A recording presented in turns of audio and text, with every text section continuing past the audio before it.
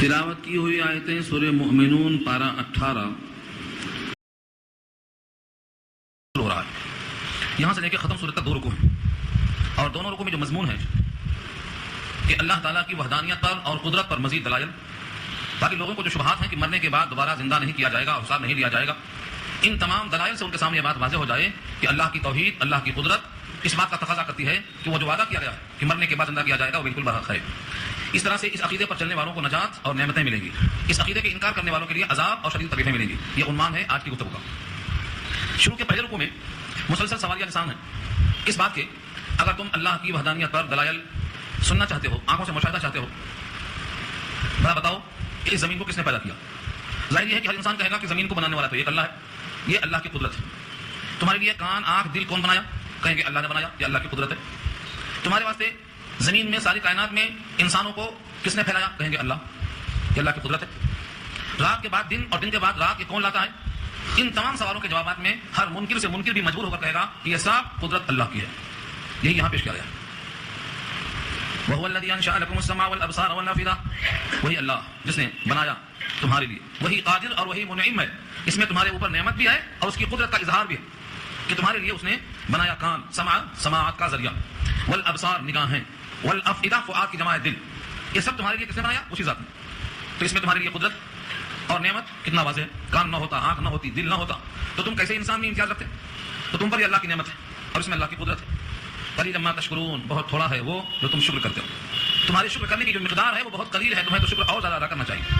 قلیلا، بہت تھوڑا، ما بمعنی الذی، تشکرون، جو تم شکر کرتے ہو اس کی مقدار بہت کم ہے، تمہیں تو ہمیشہ اللہ کے شکر میں لگے رہنا چاہیے۔ وَهُوَ الَّذِي ذَرَاكُمْ فِي الْأَرْضِ وَإِلَيْهِ تُحْشَرُونَ، اور وہی ہے جس نے پھیلا دیا ہے تم کو زمین میں۔ سورہ نساء میں آ چکا ہے کہ ایک آدم اور ایک ہوا، پہلے صرف آدم، پھر ان سے ہوا، پھر ان دو سے ساری کائنات کو بھر دیا ہے۔ اس میں اللہ کی قدرت کا اظہار ہے۔ ذَرَاكُمْ، پھیلا دیا تم کو، فی الارض، زمین میں، وَإِلَيْهِ تُحْشَرُونَ، اور اسی کی طرف تم سب جمع کیے جاؤ گے۔ تحشرون بمعنی حشر، یعنی اکٹھا کیے جاؤ گے۔ جو ایک سے پھیلانے پر قادر ہے وہ ایک کی طرف اکٹھا کرنے پر قادر ہے، اس میں تم پر نعمت بھی ہے، اللہ کی قدرت بھی ہے۔ وَهُوَ الَّذِي يُحْيِي وَيُمِيتُ، وہی ہے جو تم کو مارتا اور جلاتا ہے۔ یحیی مضارع ہے، جلاتا ہے، یمیت مارتا ہے، جلانا مارنا اس کے قبضے قدرت میں، اس میں اللہ کی قدرت اور تم پر اللہ کی نعمت کا اظہار ہے۔ وَلَهُ اخْتِلَافُ اللَّيْلِ وَالنَّهَارِ، اور اسی کی قدرت میں ہے، اسی کے اختیار میں ہے رات اور دن کا اختلاف، رات اور دن کا گھٹنا بڑھنا۔ دن آج کل بڑا ہو رہا ہے، راتیں چھوٹی ہو گئیں، کچھ دن کے بعد دن چھوٹا ہوگا، راتیں بڑی ہوں گی۔ یہ تغیر، یہ تبدل، یہ اللہ کی قدرت ہے، تم پر اللہ کی نعمت ہے۔ افلا تعقلون، کیا تم عقل کا استعمال نہیں کرتے؟ کیا تم تعقل نہیں کرتے؟ اتنی موٹی موٹی بات تم کو سمجھ میں نہیں آتی؟ اتنے دلائل سننے کے بعد بھی کفار قریش کیا کہتے؟ بل قالوا مثل ما قال الاولون قالوا اذا متنا وكنا ترابا وعظاما ائنا لمبعوثون، یہ کفار قریش کہتے ہیں اور پہلے لوگ بھی کہتے تھے۔ بل قالوا، بلکہ کہا ہے ان لوگوں نے، مثل ما قال، اس جیسی بات، الاولون، جو پہلے لوگوں نے کہا۔ پہلے کے لوگوں سے مراد ہر نبی کے سامنے آخرت کا انکار کرنے والے گروہ۔ کیا کہا ان لوگوں نے؟ قالوا، کہتے ہیں، کیوں کہتے ہیں؟ اذا متنا، کیا جب ہم مر جائیں گے؟ متنا تو فعل ماضی ہے، گزرا ہوا زمانہ ہے، لیکن آ اور اذا داخل ہونے کی وجہ سے، آ تو سوال ہے اور اذا حرف شرط ہے، جب ماضی پر آتا ہے تو معنی مستقبل کا ہوتا ہے۔ اذا متنا، کیا جب ہم مر جائیں گے؟ وکنا ترابا، اور ہو جائیں گے مٹی، تراب کے معنی مٹی، وعظاما، اور ہڈی، یعنی ہمارا وجود مٹی میں تبدیل ہو جائے گا یا کچھ بچے گا تو ہڈی میں رہ جائے گا۔ ائنا لمبعوثون، کیا ہم اٹھائے جائیں گے دوبارہ، زندہ کیے جائیں گے ہم دوبارہ؟ یہ بات تعجب سے کہا ہے پہلے کے لوگوں نے اور بعد کے لوگوں نے۔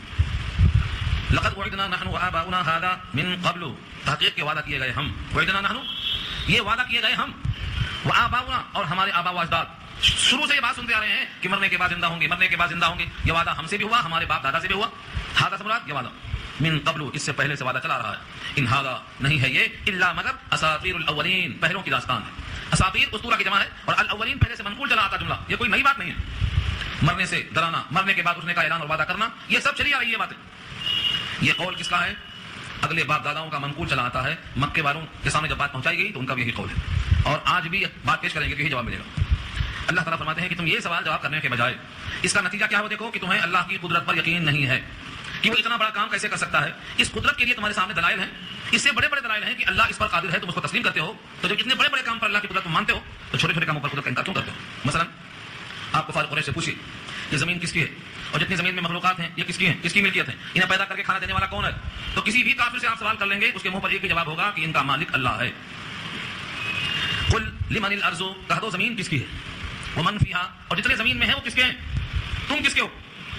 ان کنتم تعلمون، اگر تم کو جانتے ہو، تم کو علم ہے، اس کائنات کا علم ہے، تمہارے وجود کا علم ہے، مخلوقات کا علم ہے، موجودات کا علم ہے، کچھ بھی علم ہے، تو بتاؤ یہ زمین کس کی ہے اور زمین کے مکین کس کے ہیں؟ اس میں لانے والے کس کے ہیں؟ سیقولون، تو ان قریب وہ ضرور کہیں گے للہ، اللہ کی ملکیت، اللہ نے ان کو پیدا کیا ہے، اللہ انہیں غذائیں دیتا ہے، اللہ ہی کا حکم ان پر چلتا ہے، یہ کہیں گے۔ فقل، جب یہ ایسا کہیں گے تو ان سے آپ جواب میں کہیے افلا تذکرون، کیا تم تذکر نہیں کرتے، کیا تم غور و فکر نہیں کرتے، کیا تم پھر دھیان نہیں دیتے کہ جب زمین کا مالک وہ ہے، زمین کی مخلوقات کا مالک وہ ہے، تو پھر تم اس کی قدرت پر کیوں شک کرتے ہو کہ جس نے پہلی بار زمین کو آباد کیا ہے وہی دوبارہ پھر آباد کرے گا؟ اگر پھر سوال کریں آپ ان سے، قل من رب السماوات السبع ورب العرش العظیم، قل آپ یہ بھی کہیے تو صحیح، من کون ہے وہ، رب السماوات ساتوں آسمان کا رب کون ہے، السبع صفت ہے سماوات کی، قل آپ کہہ دیجئے من رب السماوات السبع سات آسمان کا رب کون ہے۔ یہاں سات آسمان کیوں کہا گیا؟ کیونکہ قدرت کا اظہار منظور ہے، سات آسمان حقیقت میں ہے جس کا ذکر کئی آیتوں میں آ چکا ہے، اس لیے یہاں فرمایا کہ سات آسمان کا مالک کون ہے، اور ساتوں آسمان کے اوپر ایک عرش ہے جو بہت بڑا ہے، اس عرش کا رب کون ہے؟ قل من رب السماوات السبع ورب العرش العظیم، عرش عظیم کا مالک کون ہے، رب کون ہے، یعنی وہ عرش جو عظیم ہے نہیں تھا اس کو وجود میں کون لانے والا ہے، عرش کو عظمت دینے والا کون ہے، عرش پر فائز ہونے والا کون ہے، عرش پر متمکن ہونے والا کون ہے؟ تو جواب میں وہ ضرور کہیں گے سیقولون للہ، ان قریب وہ کہیں گے اللہ، سات آسمان کا مالک اللہ، عرش عظیم کا مالک اللہ، عرش عظیم پر متمکن جلوہ افروز ہونے والا اللہ۔ قل، تو آپ ان سے کہیے افلا تتقون، کیا تم اس سے ڈرتے نہیں ہو، کیا تم اس عرش عظیم کے رب سے ڈرتے نہیں ہو؟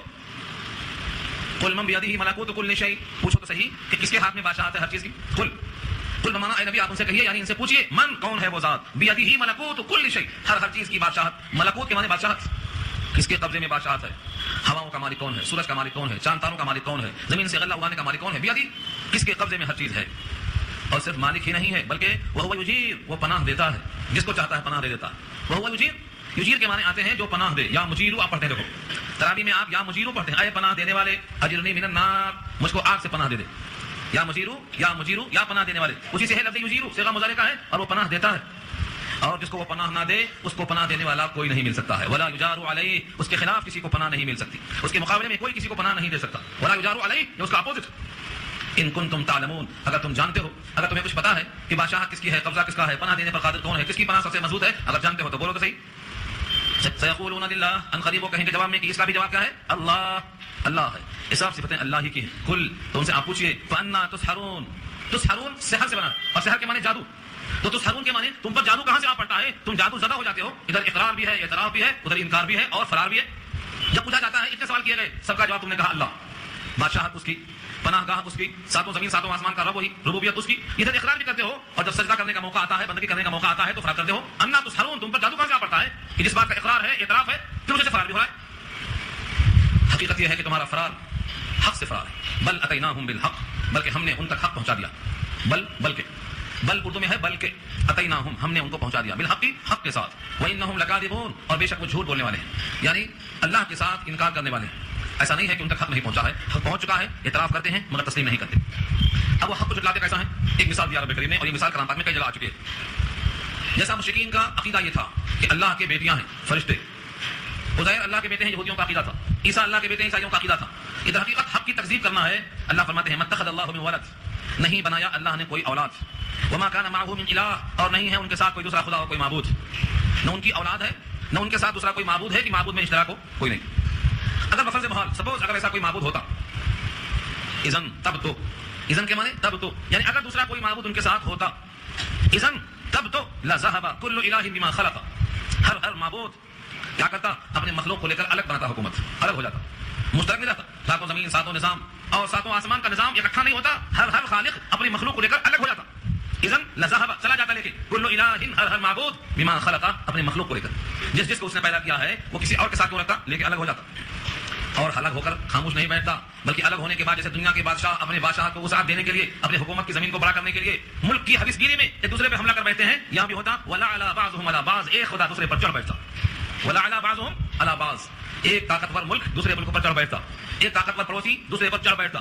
ایسے ہی اگر کئی مخلوق ہوتے اور کئی خالق ہوتے تو ہر خالق اپنے مخلوق کو لے کر الگ ہو جاتا، اور جس کو کمزور دیتا اس پر چڑھ بیٹھتا۔ لا علی بعضهم علی بعض، اللہ کے معنی چڑھ لینا، چڑھائی کر دینا۔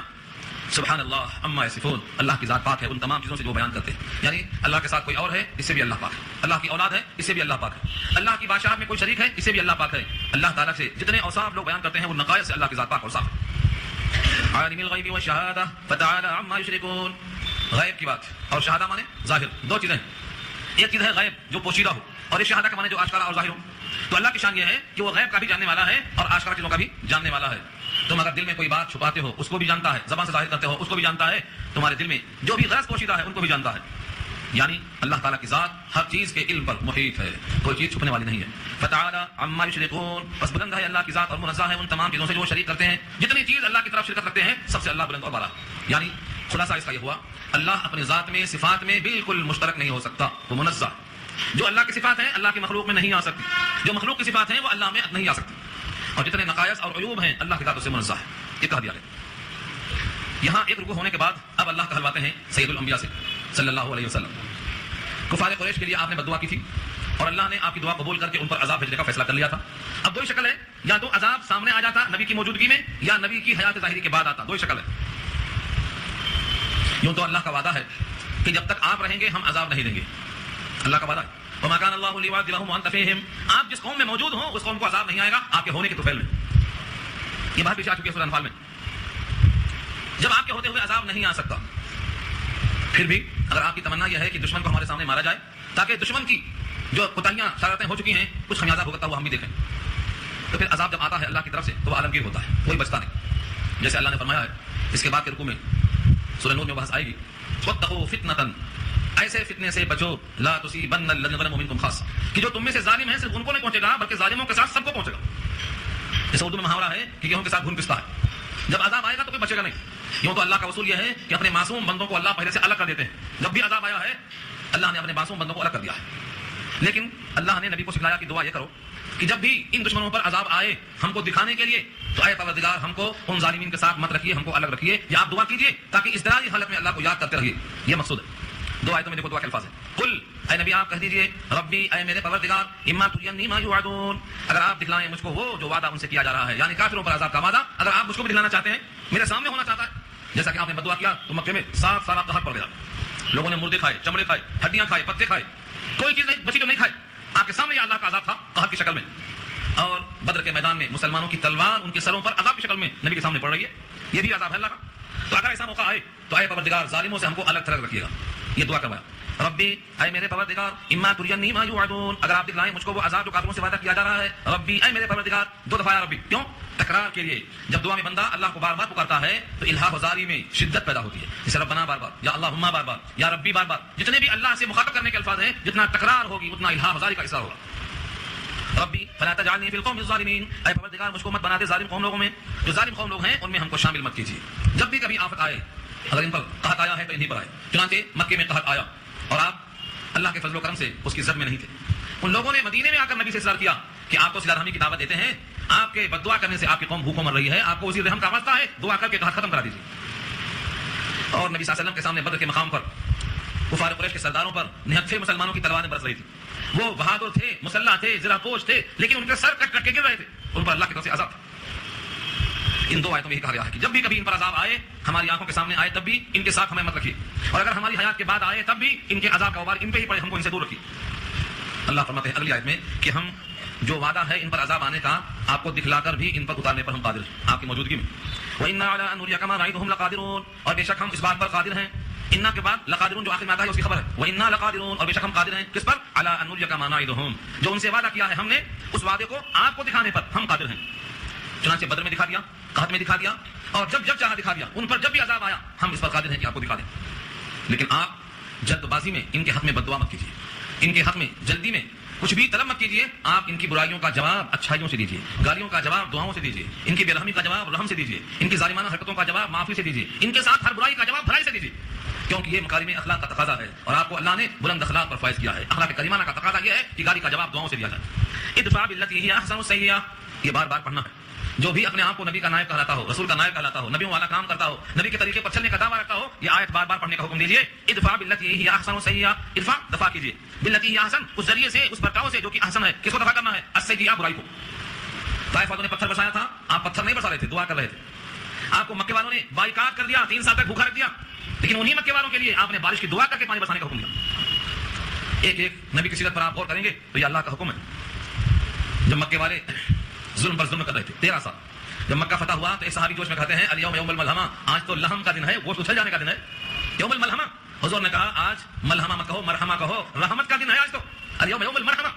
تو حضور نے ملہمہ کو مرحمہ سے چینج کر دیا، جبکہ جلال تو آپ کو آنا چاہیے تھا، کیونکہ گستاخی زیادہ آپ کے سامنے ہوئی تھی. وہ جو سر پہ آپ کے رکھی گئی تھی، گلے میں چادر ڈال کے آپ کو سکھا گیا تھا اور آپ کو ہی سزائیں دی گئی تھی، لیکن آپ کو اس وقت اللہ کی طرف سے یہ جو احکامات تھے کہ برائی کا بدلہ اچھائی سے دیجیے. اس مضمون کی آیت قرآن کریم میں جہاں جہاں ہے اس کا ایک مقصد ہے. آپ کا دشمن کتنا ہی دشمن ہو، اگر آپ دشمنی کریں گے تو ہمیشہ دشمنی باقی رہے گی، اور اگر آپ دشمن کے ساتھ اچھا سلوک کریں گے، میٹھے بول بولیں گے، تو اللہ کا وعدہ ہے کہ اس کی دشمنی محبت میں تبدیل ہو جائے گی. یہ وعدہ اللہ کا. بین الذی عادیتم، تمہارے اور اس کے درمیان جو عداوت ہے وہ عداوت اللہ محبت میں تبدیل کر دیں گے. یہ اللہ کا وعدہ. یہ بحث کئی مقام پر آ چکی ہے. تو برائی کا دفاع کرنا برائی سے یہ اخلاق نہیں ہے. چنانچہ قولی حدیث بھی ہے، سل من قطعک واعف عمن ظلمک، تم سے جو کٹ رہے ہیں ان سے جڑو، جو تم پر ظلم کرتے ہیں ان کو معاف کرو. یہ قولی حدیث ہے اور زندگی پوری آپ کی اس پر عمل ہے. جن لوگوں نے آپ کا بائیکاٹ کیا تھا آپ نے ان کا بائیکاٹ نہیں کیا. جن لوگوں نے آپ پہ پتھراؤ کیا تھا ان پہ پتھر آپ نے نہیں بھیجا. جن لوگوں نے آپ کو پکڑنے کے لیے گھوڑا دوڑایا تھا وہ سراقہ کو آپ نے کنگن پہنایا تھا. زندگی پوری پر ڈالی آپ. تو برائی کو آپ نے برائی سے دفاع نہیں کیا ہے. ہر مومن کو چاہیے کہ جتنا اس کو اخلاق ملا ہو برائی کا جواب اچھائی سے دے. یہ نبی کی سیرت کا اہم پہلو ہے.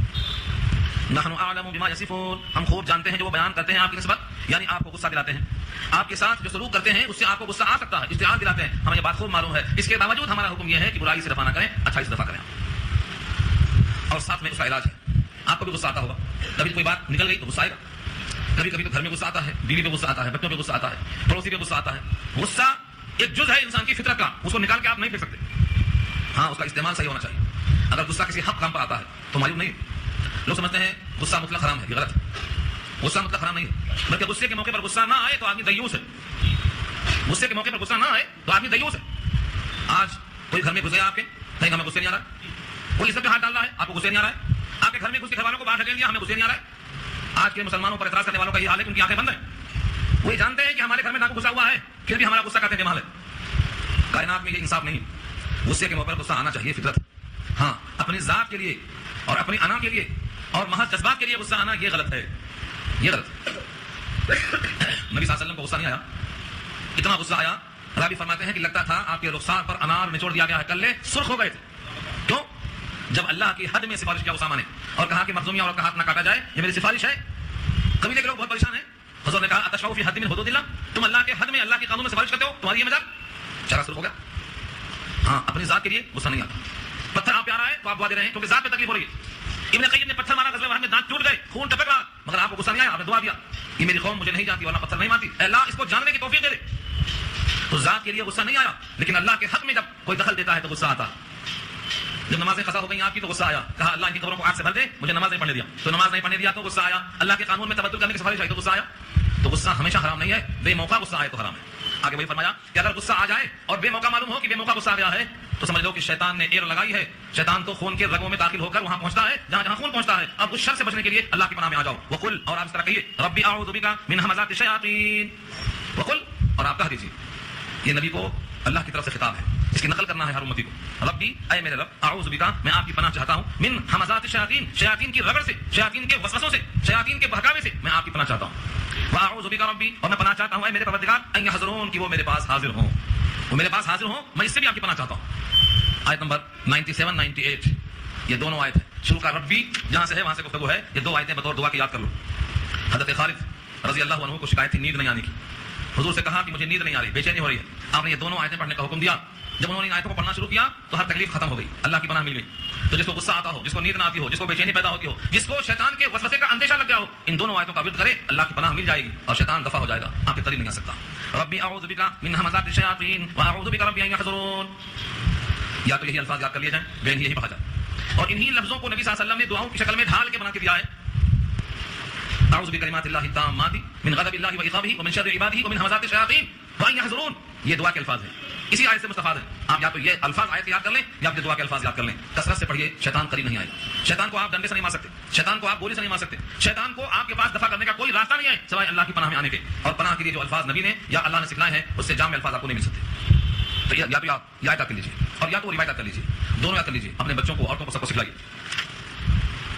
شیطان کا یہ وسوسہ انسان کے ساتھ کب تک رہتا ہے؟ شیطان انسان کو بھٹکاتا ہے، غصہ دلاتا ہے، وسوسہ ڈالتا ہے، نمازیں چھڑاتا ہے، جھوٹ بولنے لگاتا ہے، وعدے خلافیاں کرنے لگاتا ہے. وعدے کی تو کوئی اہمیت نہیں رہ گئی. حالانکہ بارہا آپ سن چکے ہیں وعدہ خلافی نفاق کا حصہ ہے، 1/4 ہے. وعدہ خلافی اور جھوٹ اور گالی گلوچ، امانت میں خیانت، یہ 4 چیزیں نفاق کی علامت ہیں. چاروں ہیں تو پکا منافق. اور ایک اگر ہیں تو 1/4 اس کے باوجود آج کثرت سے مسلمان وعدہ خلافی کرتا ہے، اس کو پتہ ہی نہیں کہ وعدہ کیا. 4 چیزیں اگر پکی ہیں، چاروں چیزیں پائی گئی تو پکا منافق. 4 من کن فیہ کان منافقا خالص منافق ہے، ایمان کا اس میں شائبہ نہیں ہے. اور 4 میں سے اگر 2 ہے تو آدھا، 1 ہے 1/3. اس لیے آپ اچھی طرح سن لیں کہ شیطان یہ دل میں خیال ڈالتا رہتا ہے. کب تک؟ حتی، یہاں سے لمٹ شروع ہوتی ہے، حتی اذا جاء احدهم الموت، یہاں تک کہ جب ان میں سے کسی ایک کو موت کا وقت آ جاتا ہے، قال، تو یوں کہتا ہے، رب ارجعون، میرے رب مجھے لوٹا دے. کہاں لوٹا دے؟ جس گھر میں رہتا تھا اسی گھر میں، جس باغ میں تھا اسی باغ میں، جس چمن میں صحن میں کھیلتا تھا اسی میں پھر سے واپس کر دے. کیوں؟ کیا کرنے کے واسطے؟ لعلی اعمل صالحا، شاید کہ میں، یہاں لعلی مانے تاکہ میں عمل صالح کر دوں. فیما ترکتو، جو میں نے چھوڑ دیا ہے بغیر صالح کیے ہوئے، باپ چھوڑ دیا، جائیداد چھوڑ دیا، بینکوں میں مال چھوڑ دیا، نہ جانے کیا کیا چھوڑ دیا. فیما ترکتو میں سوال ہے، فیما ترکتو، جو میں نے ترک کر دیا ہے دنیا میں چھوٹ جا رہا ہے، ذرا موقع دیجیے کچھ عمل صالح کر لوں اس میں. اللہ نے ان تمام کا ایک جواب دیا، کلا، ہرگز نہیں، واپس نہیں. تھن سے دودھ نکل گیا، تھن میں واپس نہیں جائے گا کسی حال میں. اب تھن میں دودھ واپس نہیں جائے گا. جس کی روح ایک بار نکل گئی دوبارہ واپس نہیں جائے گی. اور جتنے واقعات میں ہے دوبارہ زندہ ہونے کے، وہ بطور معجزے کے ہیں، وہ اللہ کی مرضی سے. اصول یہ ہے کہ دوبارہ روح واپس نہیں جائے گی. تو یہ ہر انسان جو کافر ہوتا ہے، جو مومن ہوتا ہے، وہ نہیں کہے گا ایسا. مومن تو کہے گا، حدیث میں آتا ہے، فرشتہ پوچھتا ہے کہ ادھر جاؤ گے کہ ادھر جاؤ گے. فرشتہ پوچھتا ہے آگے لے کے چلوں کہ واپس بھیج کے آؤں. مومن کہتا ہے یہ کٹھن والے گھر میں، اس طرح میں جہاں بڑے کام تھے، مصیبتیں تھیں، تھک تھکا کے تو آیا ہوں نکل کے وہاں سے، اب مجھے وہاں واپس نہ جا رہا ہے، آگے چلو اللہ کے پاس. آگے راحتیں ہیں، نعمتیں ہیں، اعزاز و اکرام ہے، یہ تو آگے جانے کی خواہش کرے گا. خود نبی صلی اللہ علیہ وسلم کے آخری وقت میں کیا الفاظ تھے؟ اللہم رفیق الاعلیٰ، میں دنیا کی طرف نہیں جانا چاہتا ہوں. اللہم رفیق الاعلیٰ، اے اللہ رفیق اعلیٰ آپ ہیں، میں آپ سے ملنا چاہتا ہوں، ادھر نہیں جانا چاہتا ہوں. ہر مومن ایسا ہی کرتا ہے. یہ تو کافر کا حال ہے، وہ کہتا ہے میں نے چھوڑ دیا ہے، دنیا چھوڑ کے آ رہا ہوں، مجھے ذرا موقع دے دو، کچھ عمل صالح کروں اس میں. کلا، ہرگز نہیں. انہا کلمۃ هو قائلها، بے شک وہ ایک کلمہ ہے جس کا وہ قائل ہے. قائل مانے کہنے والا، قائل کہنے والا، اس میں فاعل ہے. بس ایک کلمہ ہے جس کی وہ خواہش کرتا ہے کہ مجھے بھیج دو. قوم نہیں کہے گا بھیج دو. ہر مجرم جب پکڑا جاتا ہے تو بولتا ہے مجھے چھوڑ دو. مجرم کب کہتا ہے مجھے لے کے چلو، تو کہتا ہے مجھے چھوڑ دو، اب یہ غلطی نہیں کروں گا، آگے آ رہا ہوئی، اب یہ غلطی نہیں کروں گا. اللہ فرماتے ہیں کہ جس کی روح نکل گئی اب برزخ ہے، آگے نہیں جا سکتا نہ پیچھے جا سکتا. اذا جاء اجلها، جب اس کی موت کا وقت آ گیا تو نہ ایک لمحہ مقدم ہوگا نہ ایک لمحہ مؤخر ہوگا. فلا يستأخرون ساعة ولا يستقدمون، نہ استقدام ہے نہ استخار، نہ آگے نہ پیچھے، نہیں جا سکتا. کیوں نہیں جا سکتا؟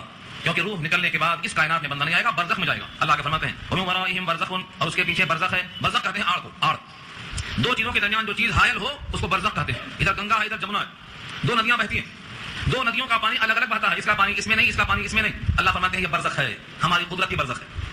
ہاں، بینہما برزخ لا یبغیان، یہ برزخ ہماری ہے، یہ پانی ادھر نہیں آ رہا، اور میلوں بہتا ہے اور تیزی کے ساتھ بہتا ہے، لیکن اس گنگا کا پانی ادھر نہیں آ رہا. تو یہ برزخ، یہاں بھی وہی برزخ ہے جو اس دنیا میں ہے، جنت میں نہیں جائے گا. جو جنت میں ہے وہ ادھر نہیں آئے گا، بیچ میں برزخ ہے. یہ برزخ کہتے ہیں دنیا اور آخرت کے بیچ کا وقفہ، یہاں بندے کی روح پڑی رہتی ہے، یعنی اسی مرحلے میں گزارتا ہے اپنے اوقات کو. الی یوم یبعثون، اٹھائے جانے کے دن تک، جب دوبارہ سور پھونکا جائے گا، سب کو کھڑا کیا جائے گا، حساب کتاب میں جمع کیا جائے گا، اس وقت تک یہ برزخ کا زمانہ ہے. جب دوسرا سور پھونک دیا جائے گا، یوم یقوم الناس لرب العالمین، سب کھڑے ہو جائیں گے حساب کے لیے، اب وہ موقع ہے برزخ ختم ہونے کا، اب حساب کتاب شروع ہو. اللہ فرماتے ہیں فَإِذَا نُفِخَ فِي الصُّورِ، جو سور میں پھونک ماری جائے گی. سور ایک سینگ کی طرح ہے، اسرافیل کے منہ میں لگی ہوئی ہے. جس دن سور پھونکیں گے سب مر جائیں گے، یہ پہلا نفخہ ہے. دوبارہ سور پھونکیں گے سب اٹھ جائیں گے، یہ دوسرا نفخہ ہے. یہاں دوسرا ہی مراد دیا، اگر شارحین کا اس میں اختلاف ہے، لیکن دوسرا یہاں پر مراد ہے. دوسرے میں جب سور پھونکیں گے، سور میں جب پھونک ماری جائے گی، فلا انصاب بینہم یومئذ ولا یتساءلون، تو کوئی نسب نامہ نہیں ہوگا ان کے درمیان. انصاب نسب کی جمع ہے، فلا انصاب نسب نامہ نہیں. تم کس کے بیٹے ہو، کس کے پوترے ہو، کس کی برانچ میں آئے ہو، کس کی شان میں پیدا ہو، کوئی سوال نہیں ہوگا. یہ آیت یہاں بہت واضح ہے. فلا انصاب بینہم یومئذ، اس دن ان کے درمیان رشتے ناطے کچھ بھی نہیں ہوں گے. ولا یتساءلون، اور نہ پوچھے جائیں گے، کوئی کسی سے نہیں پوچھے گا. اشکال یہ ہو سکتا ہے کہ بعض آیتوں میں آیا ہے وقفوہم انہم مسئولون، ان کو ٹھہراؤ، ان سے پوچھا جائے گا. تفسیر کبیر میں لکھتے ہیں کہ آدمی کے احوال الگ الگ ہوں گے، ایک ہی حالت پر نہیں رہے گا. کبھی ایسا ہولناکی کا منظر آئے گا کہ سوال نہیں کیا جائے گا، اور جب ذرا راحت ملے گی تو اس موقع پر باہم سوال جواب بھی کر لیں گے، تم کون ہو، کہاں سے آئے. لیکن اب نفسی کا یہ عالم ہوگا، کوئی کسی کو نہیں پوچھے گا. اللہ تعالیٰ کی طرف سے نسب نامہ اس موقع پر کام آنے کا بھی ذکر کیا ہے. جس طرح سورہ نجم پارہ 27 میں آیا ہے کہ اگر مومن ہے تو مومن کی اولاد میں اگر ایمان کے باوجود کچھ کمی ہے عمل صالح کی، تب بھی ہم باپ بیٹے کو جوڑ دیں گے، الگ نہیں رکھیں گے. الحقنا بہم ذریتہم وما علتناہم من عملہم من شیء، اگر وہ ایمان میں مشترک ہیں، عمل میں کوتاہی بھی ہے، تو ہم دونوں کو اکٹھا کر دیں گے. تو مومن کے واسطے یہ ہے کہ ہم اکٹھا کریں گے. اور کافر کے واسطے یہ بحث ہے کہ نسب نامہ کام میں نہیں آئے گا. معلوم یہ ہوا ایمان اگر ہے تو ہر چیز کام میں آئے گی، اور ایمان نہیں ہے تو کوئی چیز کام میں نہیں آئے گی. اب تولا جائے گا، ترازو رکھی جائے گی. فمن ثقلت موازینہ فاولئک هم المفلحون، جس کی ترازو بھاری ہو گئی، ثقلت ثقیل ہو گئی، بھاری ہو گئی، بوجھل ہو گئی، موازین اس کی میزان، اس کی ترازو، فاولئک هم المفلحون، وہی لوگ کامیاب ہیں. ومن خفت موازینہ، اور جس کی ترازو ہلکی پڑ گئی، فاولئک الذین خسروا انفسهم فی جہنم خالدون، پھر وہی لوگ ہیں جنہوں نے اپنا نقصان کر لیا اور جہنم میں ہمیشہ کے لیے پڑے گئے. تو کافر جس کی ترازو نیک اعمال کی ہلکی پڑ جائے گی، بلکہ حدیث میں اور آیتوں میں بھی مضمون ہے یہ، کافر کا عمل کفر کی وجہ سے ہم تولیں گے نہیں، تولیں گے بھی تو اس میں وزن نہیں، اول تو ہم ترازو لگائیں گے نہیں، کیونکہ ایمان اگر ہے تو عمل میں وزن بنتا ہے، اور اگر ایمان نہیں ہے تو کسی عمل کا کوئی وزن نہیں بنتا، ہم تولیں گے ہی نہیں۔ سورہ کہف کے آخر میں یہ بات آ چکی ہے، فلا نقیم لهم یوم القیامۃ وزنا، ہم ترازو ان کے واسطے قائم نہیں کریں گے، ترازو لگائیں گے نہیں۔ جب ترازو نہیں لگائیں گے تو ان کے نامہ اعمال میں ترازو میں جھکنے کا سوال پیدا نہیں ہوتا، اس لیے ترازو ایمان والے کی بھاری ہوگی۔ کون سا عمل ترازو میں زیادہ تولا جائے گا، وزندار ہوگا؟ حدیث میں آتا ہے اخلاق، ایمان کے بعد اخلاق سب سے زیادہ وزندار عمل ہے، جب تولا جائے گا تو سب سے وزندار اخلاق نکلیں گے، اخلاق کی وجہ سے ترازو جھک جائے گی۔ اور ایک حدیث نقل کی ہے، یہ حدیث عبد الرزاق نے نقل کی ہے ابراہیم نخعی کے حوالے سے، بڑی پیاری حدیث۔ ایک بندے مومن کا عمل تولا جائے گا تو نیکیوں کا پلڑا خالی رہے گا، ایسا لگتا ہے کہ بالکل خالی ہے، تھوڑی دیر میں ایک بادل اٹھے گا اور وہ بادل آ کر کے اس کے نیکیوں کے پلڑے میں گر جائے گا، یہ نیکیوں کا پلڑا ایک دم سے جھک کر وزندار ہو جائے گا۔ سب حیران و پریشان دیتے رہیں گے کہ یہ بادل ترازو کے پلڑے میں کیسے آیا؟ پوچھا جائے گا کہ یہ کون سا عمل ہے؟ فرمایا یہ تمہارا وہ علم ہے جو تم لوگوں میں تقسیم کرتے تھے، لوگوں میں جو پھیلتا ہے تو علم اس کا اندازہ نہیں ہوتا ہے، وہ علم جو لوگوں میں پھیلتا ہے، لوگوں کے ایمان کی عقائد کی اصلاح ہوتی ہے، یہ قیامت میں بادلوں کی شکل میں بن کر آئے گا توڑنے کے موقع پر۔ اس لیے میں تو آپ سے عرض کرتا ہوں کہ علم حاصل کرو، علم لوگوں تک پہنچاؤ، اگر نہیں پہنچا سکتے ہو، راستے میں علم بھول جاتا ہے تو کم سے کم مقام علم تک دستگاہ تک لے کے آؤ، گزارش کرو، ان کو چائے پلاؤ، ان کو کھانا کھلاؤ، اپنا دنیاوی کام نکالنے کو بڑے بڑے ہوٹلوں میں لے کے جاتے ہو دلجوئی کرنے کے لیے، کھلا پلا کے آؤ، یہاں بھی ترغیب دو۔ جب علم پھیلے گا تو ان کے سارے سلوک کا صلہ آپ کو ملے گا، جس دن آپ کو یہ معلوم ہو جائے گا کہ نیک اعمال اور علم کو پھیلانا یہ بادلوں کی شکل میں آئے گا تو آپ کی محنت بڑھ جائے گی۔ ایک روایت بخاری میں کتاب العلم میں آئی، مجھے یاد ہے کہ صحابی کہتے ہیں اگر میری گردن پہ تلوار رکھی ہو اور ایسا لگتا ہے کہ اب تلوار گردن کو الگ کرنے والی ہے، پھر بھی مجھے موقع مل جائے کہ میں زبان سے ایک کلمہ حق کا اور خیر کا نکال سکتا ہوں تو میں تلوار گرنے کی پرواہ نہیں کروں گا، زبان سے کلمہ حق نکالوں گا، اتنا فائدہ ہے علم کو پہنچانے کا۔ بخاری کتاب العلم میں روایت موجود ہے۔ اس کا مطلب یہ ہوا کہ علم کو پہنچانا بہت اونچا عمل ہے، اسی لیے اس کے لیے قربانی پیش کرو، یا تو علم پہنچاؤ یا مقام علم تک لوگوں کو لاؤ، اس پر اپنے مال دولت کو خرچ کرو، اس میں کنجوسی مت کرو۔ ایک ہی چیز سامنے رکھو کہ ہم جب پیدا ہوئے تھے تو ہماری مٹھیاں بند تھیں، صرف قسمت لے کر آئی تھی، اور جب ہم جائیں گے تو ہمارے ہاتھ کھلے ہوں گے، ہاتھ میں کچھ لے کر نہیں جائیں گے، اللہ کا دیا ہوا ہے، اللہ کے علم پر لگانا ہے تاکہ اللہ کا علم عام ہو جائے۔ تو نام اعمال تولنے کے موقع پر یہ علم بادلوں کی شکل میں آئے گا، سب کے اعمال تولے جائیں گے، جس کی میزان نیکیوں سے بھر جائے گی وہ بندہ کامیاب ہوگا، اور جس کی میزان ہٹ جائے گی وہ جہنم میں اپنے ہاتھ کو خسارے میں ڈال دے گا۔ اور اتنا آسان نہیں ہے کہ جہنم میں جانے کے بعد سکون سے صبر سے پڑا رہے گا۔ دنیا میں آدمی ناکام ہوتا ہے تو کاروبار چینج کر دیتا ہے، یہ کاروبار میں گھاٹا ہے وہ کر لیا، وہ کاروبار میں گھاٹا ہے تو وہ کر لیا، یہ آخرت میں اگر گھاٹا نکل گیا تو ہمیشہ کا گھاٹا ہو، چینج کرنے کا پروگرام نہیں۔ اسی لیے اس کاروبار میں اللہ نے کتاب بھیجی، نبی بھیجے، ان کو اپنا لو اور صحیح ڈگر پہ چلنے کے صحیح کر لو تاکہ مرنے کے بعد گھاٹا ہونے کا امکان نہ رہے۔ اس جہنم میں جو بندہ جائے گا اس کا کیا حال ہوگا؟ فرمایا تلفح وجوہہم النار، جھلساتی رہے گی جہنم کی آگ ان کے چہروں کو۔ تلفح کے معنی چہرے کو جھلسانا، وہم فیہا کالحون، اور وہ جہنم میں منہ بگڑے ہوئے ہوں گے۔ اصل میں کالحون کلحا جس کے معنی آتے ہیں آدمی کے ہونٹوں کا سکڑ جانا اور دانت کا نکل جانا، اوپر کے ہونٹ اوپر چڑھ جائیں اور نیچے کے ہونٹ نیچے رہ جائیں اور دانت نکل جائے، اس کو کالحون کہتے ہیں۔ یہ بد حیت اور بد شکل ہونے میں سب سے زیادہ ممتاز ہوتا ہے، دانت نکل جائیں۔ جہنمیوں کے احوال میں کئی حدیثیں ہیں آخری جنت اور جہنم کے بیان میں، جنت اور جہنم کہ جہنمیوں کے اوپر کے ہونٹ اوپر کی طرف چلے جائیں گے، 70 گز لمبے ہو جائیں گے پول کی۔ جنت اور جہنم جو میری سیڑھی ہے سنیے اس کو آپ، یہاں معلوم ہوتا ہے کہ جہنمیوں کے احوال کیسے ہیں، اور سب آیتیں موجود ہیں، کلام پاک کھولو چیک کر لو، جہنمیوں کے احوال بتائیں۔ تو کالحون کے معنی جن کے منہ بگڑ جائیں گے، جلنے سے ہونٹ سکڑ جائیں گے، دانت باہر آ جائیں گے، یہ جہنم میں پڑے رہیں گے۔ اور ان سے بطور طنز کے فرشتہ کہے گا الم تکن آیاتی تتلی علیکم، کیا تم تک میری آیتیں نہیں پہنچی، میرا پیغام تم کو نہیں پہنچایا گیا، تمہارے پاس نذیر ہادی بشیر رسول کوئی بھی نہیں آیا؟ الم تکن آیاتی تتلی علیکم، کیا تم پر میری آیتیں دنیا میں پڑھ کر سنائی نہیں جایا کرتی تھی؟ فکنتم بہا تکذبون، اور تم ان کا انکار کرتے رہے، تم ان کی تکذیب کرتے رہے۔ اب یہ اللہ سے ربنا کہا کر کچھ بولنا چاہیں گے، کچھ دیر تک بات سنیں گے رب کریم، اس کے بعد کہیں گے بس بند، اب منہ نہیں کھولنا۔ چند جملے ہیں یہاں دیکھو، یہ سوال جواب سننے کے بعد ان کے منہ بند کر دیے جائیں گے ہمیشہ کے لیے۔ قالوا ربنا، کہیں گے اے ہمارے پروردگار، غلبت علینا شقوتنا، ہماری شقوت ہماری بدبختی ہم پر غالب آ گئی، رسول آئے، کتابیں آئیں، آیتیں آئیں، معجزے آئے، سب کچھ ہمارے سامنے موجود تھا، لیکن ہماری بدبختی ہم پر غالب آ گئی۔ آج اردو میں کہتے ہیں بدقسمتی آ گئی۔ بدقسمتی کیا ہے؟ یہ شقاوت ہے۔ ربنا غلبت علینا شقوتنا وکنا قوما ضالین، اور ہم ہو گئے بھٹکے ہوئے قوم، ہم ہو گئے گمراہ قوم، ہو کے رہ گئے ہم گمراہ قوم۔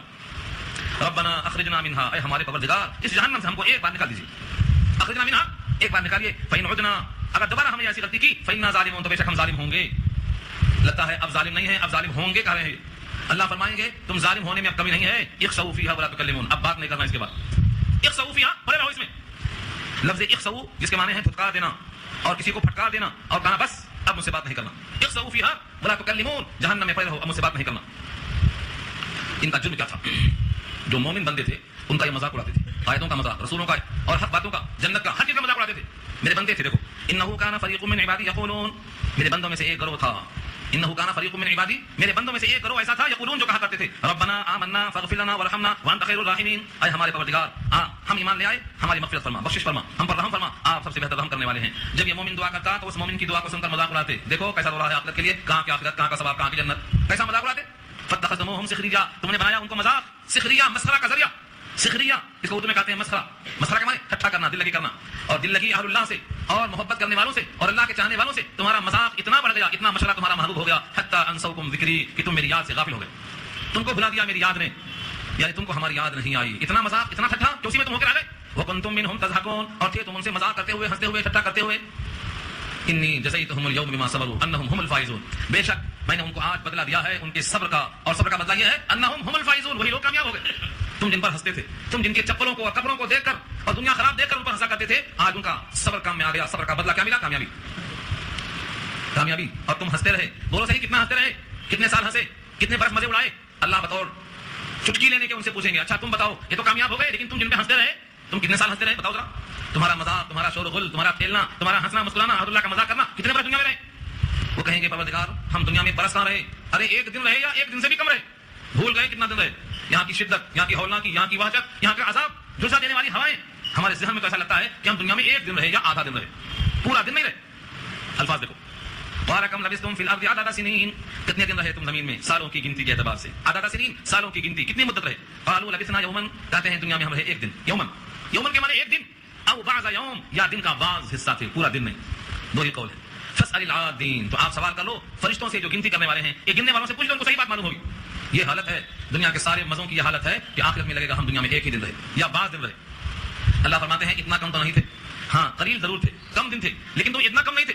قال ان لبثتم الا قلیلا، کہا نہیں تھے تم دنیا میں مگر بہت تھوڑا، لو انکم کنتم تعلمون، کاش کہ تم کو یہ بات معلوم ہو جاتی، اگر تم کو یہ بات دنیا کے اندر معلوم ہو جاتی تو تم دنیا پر ساری توجہ مرکوز نہ کرتے تھے، تم تھے ضرور تھوڑا مگر اتنا تھوڑا نہیں تھے۔ یہ دنیا کی حالت ہے۔ اب یہاں سے خطاب ہے سارے مسلمانوں کو، سارے انسانوں کو، کہ تم اپنے پیدا کرنے کو ابس مت سمجھو۔ تم سوچو تم ایک گھر بناتے ہو کچھ مقصد ہوتا ہے، پنکھا بناتے ہو مقصد ہوتا ہے، کپڑا سلاتے ہو مقصد ہوتا ہے، لاکھوں روپیہ خرچ کرتے ہو ایک مقصد ہوتا ہے، کیا تم کو اللہ نے بنایا اور کوئی مقصد نہیں؟ سوچو اگر تمہارے کاموں کا مقصد ہے اور تم کوئی کام بغیر مقصد کے نہیں کرتے ہو تو تم کو پیدا کرنے والا رب تم کو پیدا کر کے تم سے کچھ ضرور چاہتا ہے، تم کو بیکار نہیں پیدا کیا ہے۔ افحسبتم انما خلقناکم عبثا، کیا گمان کیا ہے تم نے کہ بے شک ہم نے تم کو پیدا کیا عبث، عبث کے معنی بیکار، کوئی مقصد نہیں۔ جیسے بہت سی قومیں کہتی ہیں کہ خود رو گھاس کی طرح اگ گیا ہے انسان، نیچریا ایک فرقہ کیا کہتا ہے خود بخود اگ گیا، جس طرح زمین میں خود بخود گھاس اگ جاتی ہے، خود بخود دنیا تیار ہو گئی ہے، خود بخود نہیں، تمہیں کسی نے پیدا کیا ہے اور تم کو پیدا کرنے والا تم سے کچھ چاہتا ہے، پیدا کر کے بھیجا ہے، تم کو بلائے گا واپس۔ وَأَنَّكُمْ إِلَيْنَا لَا تُرْجَعُونَ، اور بے شک تم ہماری طرف لوٹ کر نہیں لائے جاؤ گے۔ کیا تمہارا یہ خیال ہے؟ تمہارا تصور غلط ہے، تم کو اللہ کے پاس لوٹ کر جانا ہے، تم خود سے پیدا نہیں ہوئے ہو، اپنی خوشی سے آئے نہ اپنی خوشی چلے، لائی حیات آئے قضا لے چلی چلے، اپنے اختیار میں کچھ نہیں۔ یہ آیت بہت اہم ہے، یہاں سے لے کر یہ آیت نمبر 115 ہے، یہاں سے لے کر 118 تک 3 آیتیں، ان 3 آیتوں کے بڑے فضائل ہیں، بہت فضائل ہیں۔ نبی صلی اللہ علیہ وسلم کے زمانے میں ایک صاحب بہت بیمار تھے، حضرت عبداللہ بن مسعود رضی اللہ تعالیٰ عنہ اس کے پاس گئے اور یہ تینوں آیتیں پڑھ کے اس کے کان میں پھونک دیا، وہ ایک دم ٹھیک ہو گیا۔ نبی صلی اللہ علیہ وسلم نے اس کو پوچھا کہ تم نے کیا پڑھ دیا؟ نبی صلی اللہ علیہ وسلم نے پوچھا ابن مسعود تم نے کیا پڑھ دیا؟ انہوں نے کہا میں نے یہ آیتیں پڑھی ہیں، یہ آیتیں پڑھ کے میں نے کان میں ان کے دم کر دیا۔ فرمایا نبی صلی اللہ علیہ وسلم نے قسم ہے اس ذات کی جس کے قبضے میں ساری کائنات ہے، اگر کوئی یقین کامل کے ساتھ کسی پہاڑ پہ پڑھ دے تو پہاڑ جگہ سے ہٹ جائے گا۔ اللہ کی تخلیق ہے وہ، اور یہ اللہ کا کلام ہے۔ میں ہمیشہ لوگوں سے کہا کرتا ہوں کلام الہی کی تاثیر میں اگر تمہیں شک ہے تو اس کے لیے ایک مثال ڈھونڈی ہی صحیح سمجھانے کے لیے ہے۔ اگر تمہیں کوئی گالی دیتا ہے تو گالی اس کے منہ سے نکلتی ہے، تمہارے کان سے اس کی آواز ٹکراتی ہے، مگر تمہارا سر غصے سے پھر جاتا ہے، سر سے پاؤں تک تم لال پیلے ہو جاتے ہو۔ تمہیں کیا چیز لگ گئی؟ صرف ایک آواز کان میں لگی ہے۔ جب تمہارے زبان سے نکلی ہوئی گالی کا یہ اثر ہو سکتا ہے تو رب کریم کا کلام ہے یہ۔ تمہیں گالی پر یقین ہے، گالی کے اثرات کا یقین ہے، کلام الہی کے اثرات کا یقین نہیں ہو رہا۔ یہ وہ کلام ہے کہ اگر پہاڑ پہ نازل کرتے تو پہاڑ ہٹ جاتا، زمین نے آسمان نے سب نے انکار کیا، یہ وہ کلام ہے۔ بس شرط یہ ہے پورے کامل یقین کے ساتھ پڑھنا ہے، کامل یقین کے ساتھ۔ یقین میں کمی ہے تو وہ ایمان نہیں کہلاتا۔ اس کے بڑے فضائل ہیں، اپنے بچوں کو افحسبتم سے لے کر آخر رکوع تک 3 آیتیں 4 آیتیں ہیں، انہیں یاد کرو، زبان یاد کرو۔ افحسبتم انما خلقناکم عبثا، کیا تمہارا خیال یہ ہے کہ تم کو ہم نے بیکار پیدا کر دیا، خالی از حکمت، تمہارا کوئی مقصد نہیں، محمل۔ وانکم الینا لا ترجعون، اور بے شک تم ہماری طرف لوٹ کر نہیں لائے جاؤ گے۔ فتعالى اللہ الملک الحق، فعل ابس اور اللہ، تم انسان عقل مند ہو، تم کوئی فعل ابس نہیں کرتے ہو، وہ تو اللہ بلند ہے، بادشاہ ہے، حقیقی بادشاہ ہے، وہ فعل ابس کیوں کرے گا تم کو پیدا کر کے؟ تمہاری پیدائش کا ایک مقصد ہے، تمہارے واسطے جنت کا انتظام ہے، تمہارے واسطے دسترخوان تیار ہے، تمہارے واسطے جنت کی نعمتیں انتظار کر رہی ہیں، تمہاری پیدائش کا مقصد ہے۔ فتعالى اللہ الملک الحق، اللہ تعالیٰ بہت ہی عالیشان ہے جو کہ بادشاہ حقیقی، لا الہ الا ہو، اس کے سوا کوئی معبود نہیں۔ رب العرش الکریم، عرش عظیم کا وہ مالک ہے، عزت والے عرش کا وہ مالک ہے، وہ عرش جو سب سے کریم ہے، سب سے عزت والا ہے، اس عرش کو وہ پیدا کرنے والا ہے. جب اس عرش کو پیدا کرنے والا ہے، اس نے تم کو پیدا کیا ہے تو بے مقصد نہیں پیدا کیا ہے. ایسے رب کو چھوڑ کر یا ایسے رب کے ساتھ جو غیر خدا کو پکارتے ہیں ان پر کوئی دلیل نہیں ہے. ومن يدعو مع الله إلها آخر، اور جو پکارتے ہیں اللہ کے ساتھ دوسرے معبود کو، لا برہان له به، اس پر ان کے پاس کوئی جماعت، کوئی دلیل نہیں ہے، ان کے پاس لا برہان، کوئی دلیل نہیں، کوئی حجت نہیں. فإنما حسابه عند ربه، تو اس کے سوا کچھ نہیں، تو ان کا حساب ان کے رب کے پاس ہے. اور نتیجہ کیا نکلے گا؟ انه لا يفلح الكافرون، کافروں کو فلاح نہیں ملے گی. سورہ مومنون شروع ہوئی تھی تو کہا تھا مومنون کامیاب ہو گئے، قد افلح المؤمنون، مومنون کامیاب، اور ختم ہو رہی ہے تو کیا فرمایا؟ کافروں کو کامیابی نہیں ملنے والی ہے. خلاصہ ہے پوری کتاب کا یہ، مومنوں کو فلاح مل جائے گی ان کو فلاح، اور کافروں کو فلاح نہیں ملے گی. انه لا يفلح الكافرون، کافروں کو فلاح نہیں ملے گی. خلاصہ ہے آپ کچھ بھی کریں پہلے ایمان کا جائزہ لیں. اگر ایمان صحیح نہیں ہے تو ایمان والوں کو چاہیے کہ اپنا ایمان درست کریں اور کافروں کو ایمان کی دعوت دیں. وقل، اور آپ کہتے رہیے رب اغفر وارحم وانت خیر الراحمین، اے ہمارے پروردگار ہماری بخشش فرما اور ہم پر رحم فرما، اور آپ بہترین رحم کرنے والوں میں سب سے بہتر رحم کرنے والے ہیں. آپ کا رحم کرنا بے نیاز ہے. آپ کی طرف سے جس کی بخشش ہو جائے دروازے کھل جائیں گے رحمت کے. آپ کی بخشش اور رحمت یہ دونوں مربوط ہے، جس کی بخشش کیے آپ دروازے رحمت کے کھل جاتے ہیں. آپ سب سے بہتر رحم کرنے والے ہیں، خطائیں معاف کرنے والے ہیں. ان آیتوں کو اللہ نے خود سکھلایا ہے، لہٰذا اپنے گھروں میں قرآن کریم کو آپ بند کر کے مت رکھیے. جو آیتیں کم سے کم بہت زیادہ اہم ہیں، کثیر الفضائل والی آیتیں، ان کو کم سے کم حفظ کر لیجیے تاکہ ان کے ذریعے سے زبان کا مرتبہ بڑھ جائے اور اللہ تعالیٰ کی قدرت کا اظہار ہو جائے. سورہ مومنون اللہ کے فضل و کرم سے یہاں پوری ہو گئی. اب اس کے بعد انشاءاللہ سورہ نور کا آغاز ہوگا.